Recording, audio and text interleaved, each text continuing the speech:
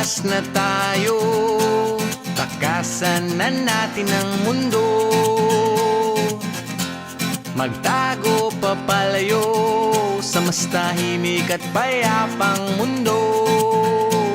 Umubulong ang hanging amihan at huni ng ibon. Dumudulog